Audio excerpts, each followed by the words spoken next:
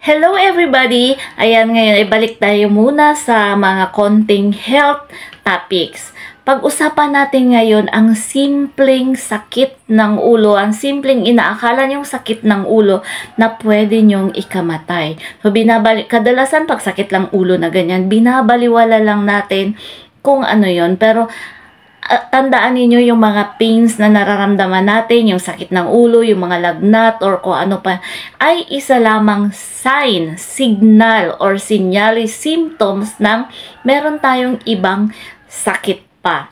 Nakaraan ay naibigay ko na yung tungkol sa mga sakit ng ulo, ano-anong ibig sabihin ng bawat sakit ng ulo.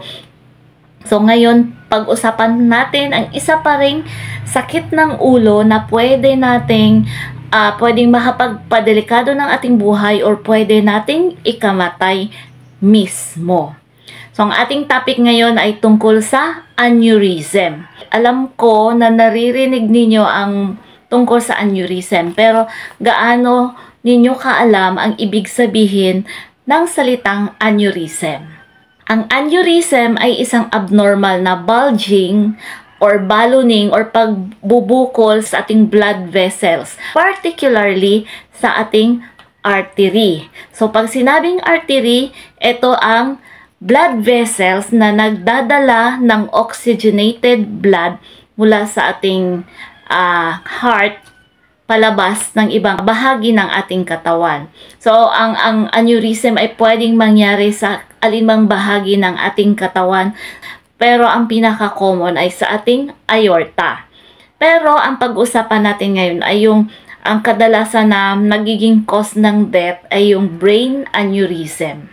So, brain aneurysm ay ang pagbabulge, pagbubukol, pagbabaloning ng weakened part ng ating blood vessels sa ating brain.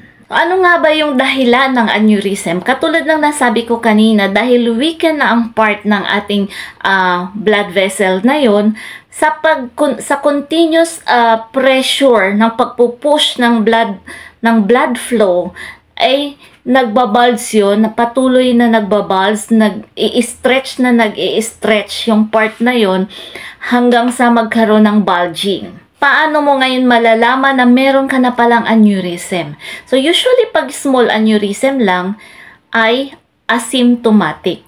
Hindi mo malalaman meron ka na palang mga multiple small aneurysm sa iyong brain, pero wala kang nararamdamang sign. Nagkakaroon lang ito ng sign, ng symptoms kapag continuous ang pressure at nagkakaroon ng pressure dun sa mga nearby nerves ng ating brain or ng ating brain tissues. At pag nag-rupture na yan, doon mo pa lang mararamdaman ang mga signs and symptoms na meron ka ng aneurysm. So, ito yung sinasabi kong akala nyo simpleng sakit ng ulo, pero pwede na nating ikamatay. So, ano yung pinaka-sign ng aneurysm ay ang sudden, severe headache. Sabi ng mga nakaranas, eto daw ang pinaka-worst na headache na kanilang naramdaman. And then, pwede ka rin makaramdam ng nausea and vomiting, nasusuka or nagsusuka ka na. Tapos, meron ka ng stiff neck, blurred na yung paningin or double vision na. And then, sensitive ka masyado sa light. And pwede ka nang magkaroon ng loss of consciousness, mahimatay, and magkaroon na ng confusion.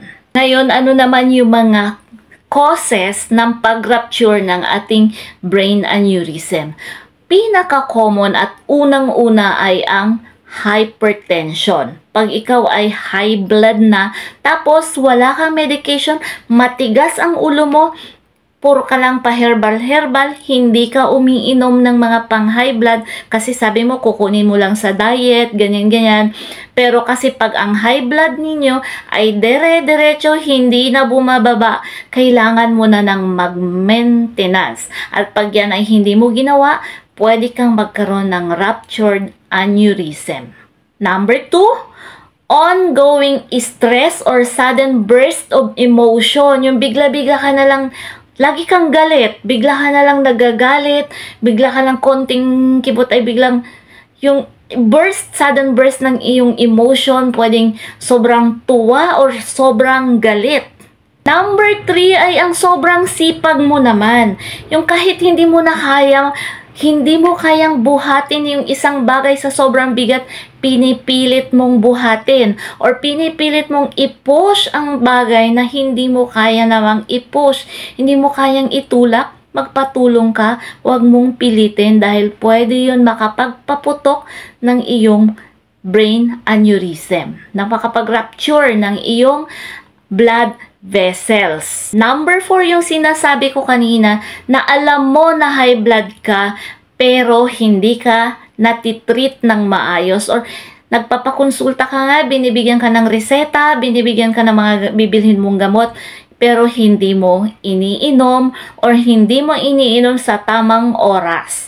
Iinom ka lang kung kailan mataas. Kung kailan ka may nararamdaman na medyo mataas, tingin mo mataas ang BP mo pero wala ka namang pang BP up, uminom ka lang ng ganun kasi tingin mo lang mataas ang BP mo. Pag maintenance, it's a maintenance. Number 5 ay smoking.